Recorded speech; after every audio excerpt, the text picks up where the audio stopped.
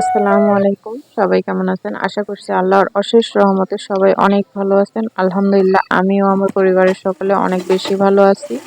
আজকে সকাল থেকে অনেক বেশি তাড়াহুড়ো, ঘুম থেকে উঠেই যে কাজটা আমি করলাম, থালা বাসনগুলো বের করে ঘাটে রেখে দিলাম। আর এখন আমি রুটি বানিয়ে নিব, কারণ মেয়ে ঘুমাচ্ছে।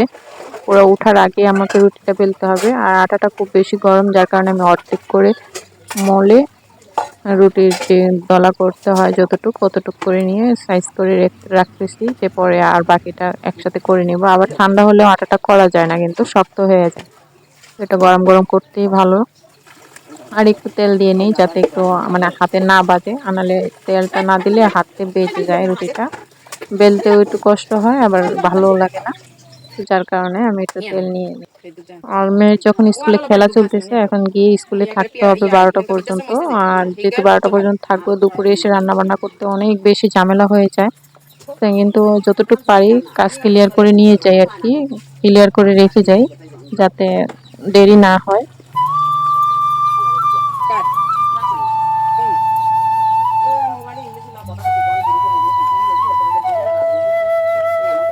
আর আমি কিন্তু চুলাতে আগুন দেইনি রুটি খোলা দেওয়ার জন্য, কারণ সবাই তো ঘুমাচ্ছে। রুটি খোলা দিলে এখন সব ঠান্ডা হয়ে যাবে, আর ঠান্ডা রুটি তো খেতে ভালো লাগবে না। তাই আমি আগে বেলে রেখে দিই, যাতে সবাই যখন উঠবে তখন আবার গরম গরম খোলা দিয়ে দিব আর কি, এই জন্য।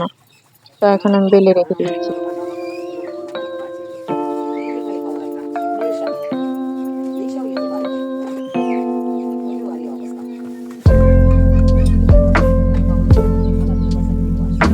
আমার কিন্তু রুটি বেলাও শেষ, আমার মেয়েকে খাইয়ে দিয়েছি, আমিও খেয়েছি। খেয়ে আমরা এখন স্কুলে চলে যাচ্ছি, আর আমার ছোট মেয়েকেও নিয়ে যাচ্ছি সাথে।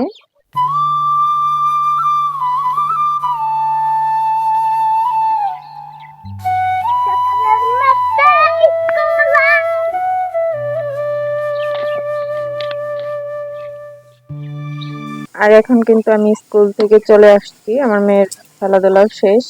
এখন চলে এসে আমি আর কি রান্না করতেছি, আজকে হচ্ছে ডাল, আলু, ফুলকপি দিয়ে সবজি রান্না করছি। তো সেখানে একটু বাগার দেওয়ার জন্য কড়াই বসিয়ে রাখছি। আর ভাতের মধ্যে আলু সিদ্ধ দিয়ে দিয়েছিলাম, সরি ভাতের মধ্যে দেইনি, ওটা দিয়েছিলাম তরকারির মধ্যে। ওই যে ডাল আলু সবজি রান্না করছি, যে ওই তরকারিতে আমি আলু দিয়ে দিয়েছিলাম ছিলে। তো সেটা এখন ভর্তা করে নেব। আর এদিকে তো আমার কড়াইতে দেখতে পাচ্ছেন আগুন নেই, কিন্তু বাগারের জন্য পেঁয়াজ বসিয়ে রাখছি, হয়ে যাবে এটা এখানে। আর আমি কিন্তু তরকারি বসিয়ে ভাত বসিয়ে একটু বাকি কাজগুলিও সেরে নিয়েছি, থালা বাসন ধুয়ে ফেলছি, ঘর ঝাড়ু দিয়ে ফেলছি। আর এখন কিন্তু 2টার মতো বেজে গেছে আমার খাবার দাবার রেডি হইতে, কারণ 12টা বাজে আইসা তো আর সাথে সাথে তো আর খাওয়া যায় না, 2 ঘন্টা তো সময় লাগেই রান্না বান্না শেষ করতে।